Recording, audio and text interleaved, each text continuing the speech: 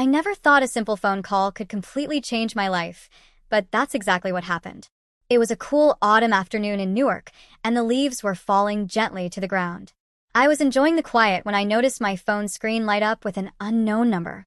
At first, I thought about ignoring it. I mean, who answers random calls these days? But something deep inside me told me to pick up. When I did, the voice on the other end froze me in my tracks. It had been years, but I knew immediately who it was. "Anna, it's Christina," she said. Her tone was strange, a mix of politeness and something else I couldn't quite figure out. "Christina," I replied, doing my best to keep my voice calm, though my heart was racing. "What's going on?" It had been years since I'd heard from Christina, my estranged sister.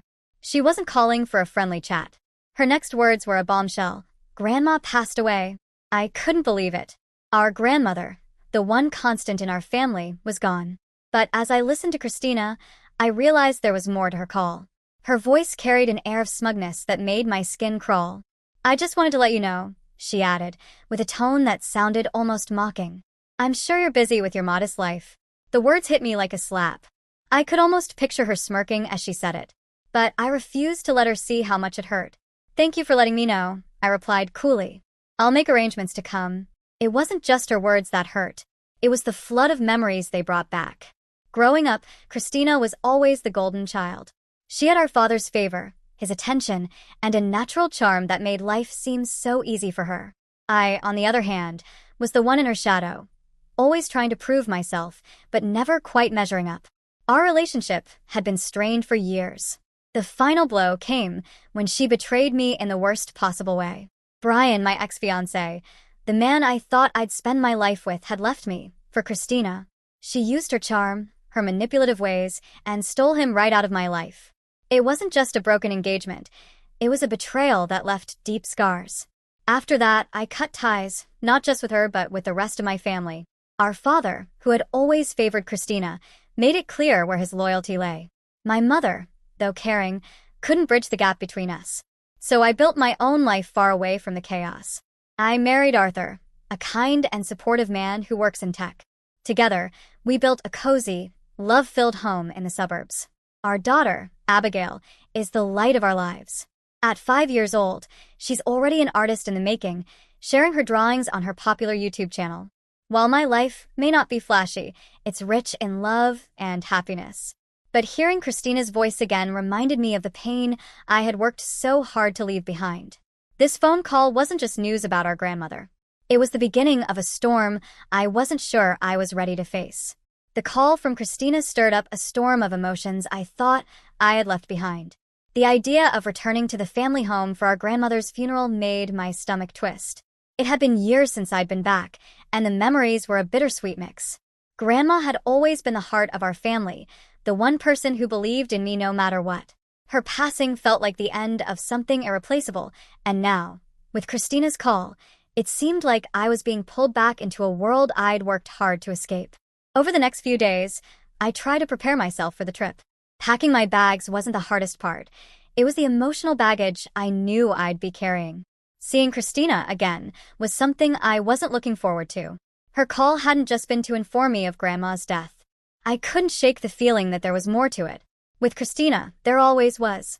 The day of the funeral arrived, and soon I found myself standing in front of the old family home.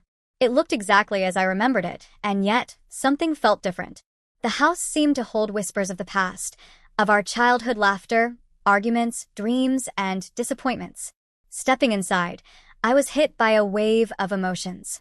The air was thick with grief, nostalgia, and unspoken tension. The rooms were filled with familiar faces. Some wore expressions of sorrow.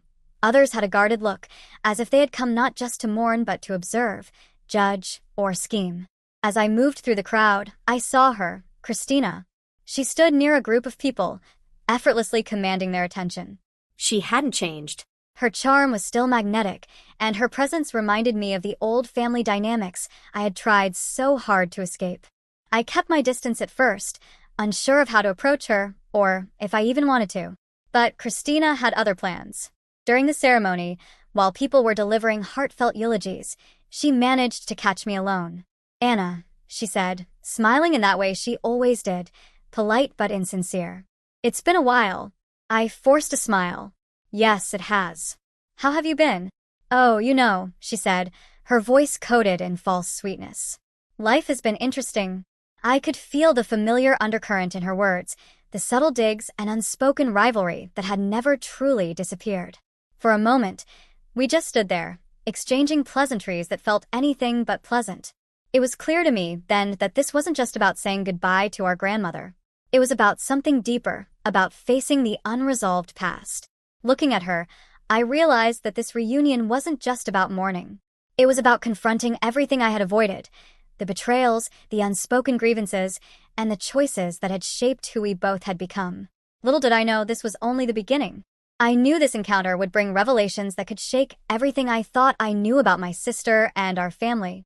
The days leading up to the funeral were tense, filled with emotions I had tried to bury. I kept busy with Arthur, Abigail, and our everyday life, but no matter how much I tried, I couldn't escape the thought of seeing Christina again. It wasn't just her. It was the whole family I had distanced myself from. Memories of the past were creeping in, and they weren't all happy ones. When the day of the funeral finally came, the atmosphere was thick with sadness and unresolved feelings. The family home, with its faded charm, was crowded with relatives and old friends. The house seemed alive, like it was silently watching over us, holding on to the echoes of our childhood, the laughter, the fights, and the secrets we'd hidden within its walls.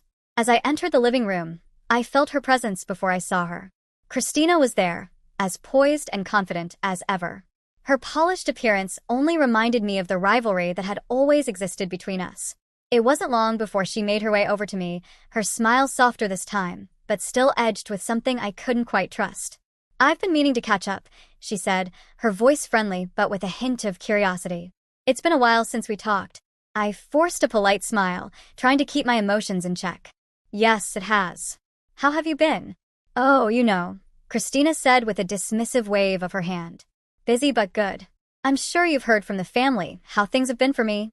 I nodded, though I wasn't entirely sure what she was referring to. The last I had heard, Christina was living a glamorous life in Jacksonville, full of success and luxury. At least, that's how the stories went.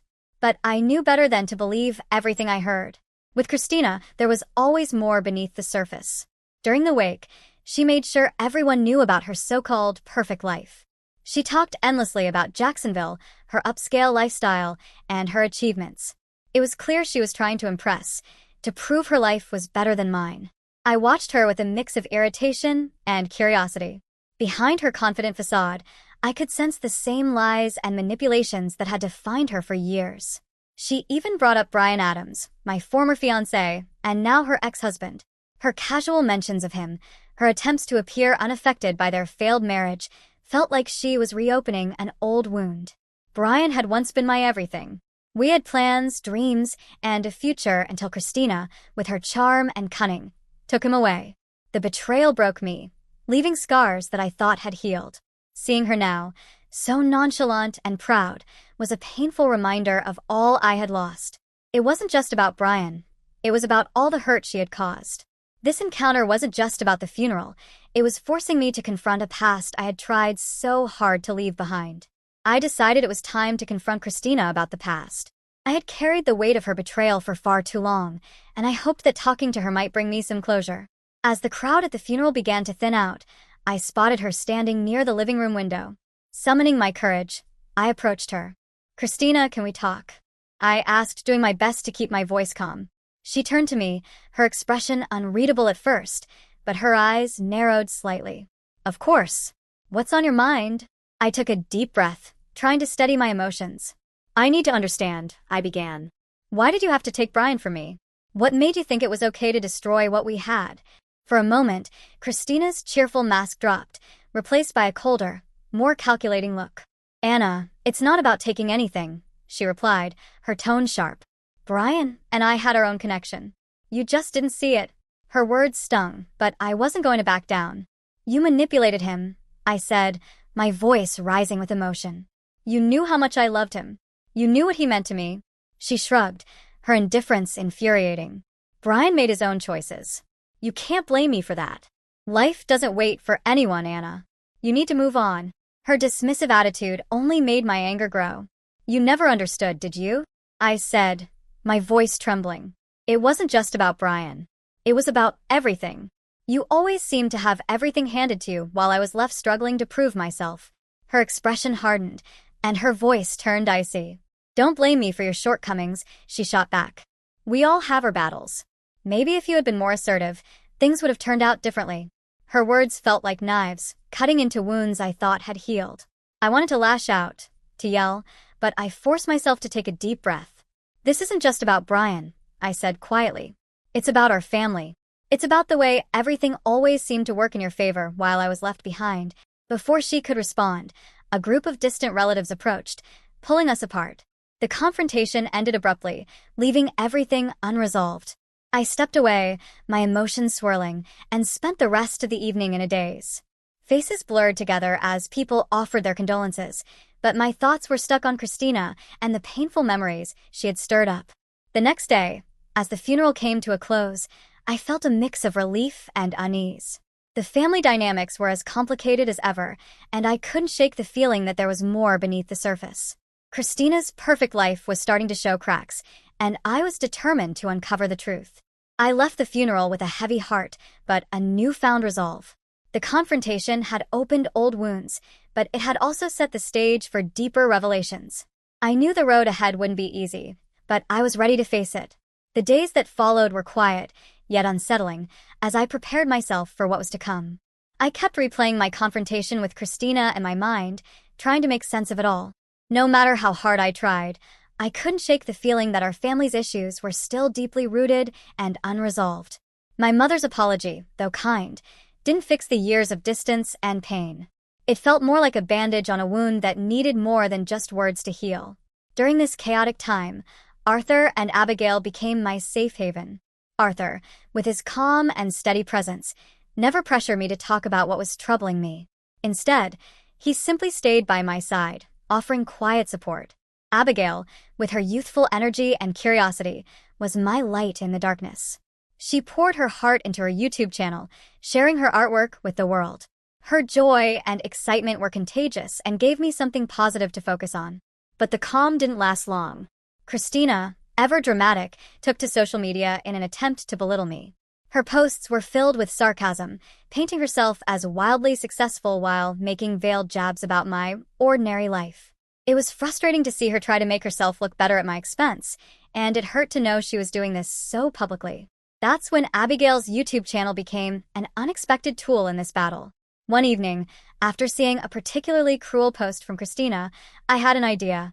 Abigail and I decided to make a video, not to directly confront Christina, but to show the happiness and love in our lives. We created a heartfelt video featuring Abigail's art and moments from our family life. While it seemed innocent on the surface, we included subtle references to Christina's lies. It was our way of standing up for ourselves without stooping to her level. The video took off quickly. Viewers flooded the comments, praising Abigail's talent and the warmth of our family. It didn't take long for people to connect the dots, and the tide began to turn. Christina's carefully crafted image started to crack. People began pointing out the inconsistencies in her stories, and her social media posts were filled with criticism. The truth about her manipulations was finally coming to light. As the video went viral, Christina's reputation began to fall apart. The backlash on social media was harsh, and people started questioning the persona she had spent years building. Meanwhile, Brian, her ex-husband, was also struggling. The public attention surrounding their failed marriage and his involvement in this drama affected his professional life. He made a critical mistake at work, which led to him losing his job as a software engineer. The pressure of his personal and professional failures pushed him into a downward spiral. For Christina, the strain became too much to handle. Her perfect facade was crumbling, and with it, her sense of control. The fallout from this battle was far from over, and it was clear that the choices we made now would shape the future for everyone involved. Christina filed for divorce, cutting her final ties with Brian. Their son, Gabriel, became an innocent victim of their turmoil. With Christina's unstable situation, Gabriel was placed in a care facility, a far cry from the privileged life Christina had once proudly shown off. The cracks in the family's dynamics grew wider, forcing everyone to face the consequences of past actions. Amidst the upheaval, my mother approached me.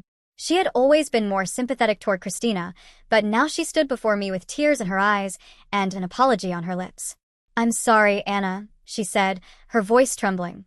For everything. We should have treated you better. I see now how much pain we caused. Her words, though genuine, didn't erase the years of hurt. Still, I appreciated her honesty. It was a step forward, but healing would take time. I decided to keep our relationship polite but distant, focusing instead on what truly mattered, my own family's happiness and peace. With all the drama swirling around us, Arthur and I decided we needed a break. We planned a trip to an amusement park for Abigail, a day to escape the chaos and reconnect as a family. It turned out to be exactly what we needed.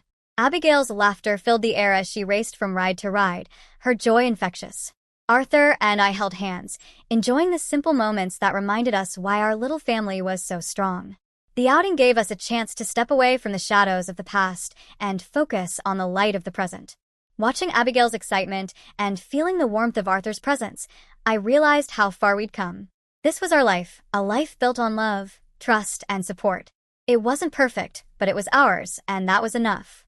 As the weeks passed after our trip, a sense of calm began to settle over us. The chaos that had once shaken my world was fading, and I could feel a new balance taking hold. Christina's downfall was harsh, but inevitable. Her constant need to prove herself, her envy, and her manipulative actions had finally caught up with her. The divorce, the loss of her son's care, and her crumbling reputation were painful consequences of the choices she had made. Brian, too, was facing his own struggles. His dismissal from his job left him adrift, struggling to rebuild his life. But for me, these events felt distant, like echoes from a life I no longer lived. My focus had shifted entirely to my family and the contentment we had found together. Through everything, I learned a powerful lesson. The past may shape us, but it doesn't define us. With Christina's influence fading and my family thriving, I felt a renewed sense of hope. Our journey was far from over, but for the first time in a long while, I could look forward to the future with peace in my heart. Arthur and I worked hard to strengthen our relationship, leaning on each other for support. Despite the challenges we had faced, our bond only grew stronger. Our daughter, Abigail, was thriving in her creative pursuits. Her YouTube channel continued to be a source of joy and positivity, not just for her but for all of us. Watching her grow, smile, and share her talent with the world reminded me every day of what truly mattered: family, love, and happiness. One day, I received a letter from my mother. In it, she poured out her feelings of regret, apologizing for how things had turned out and asking for forgiveness.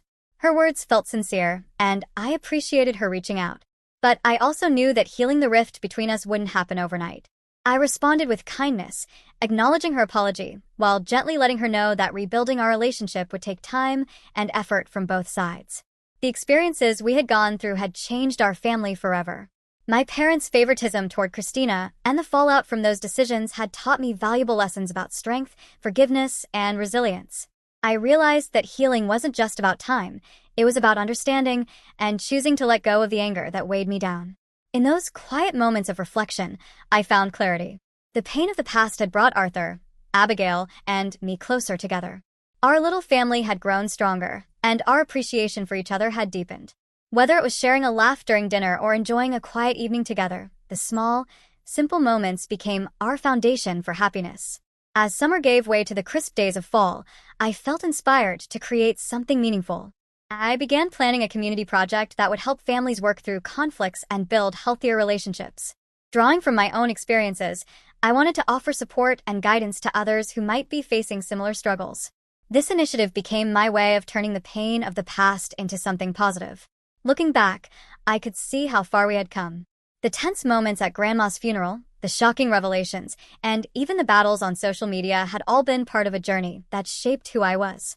Christina's story served as a cautionary tale, but it also highlighted my own strength and determination to move forward with love and purpose.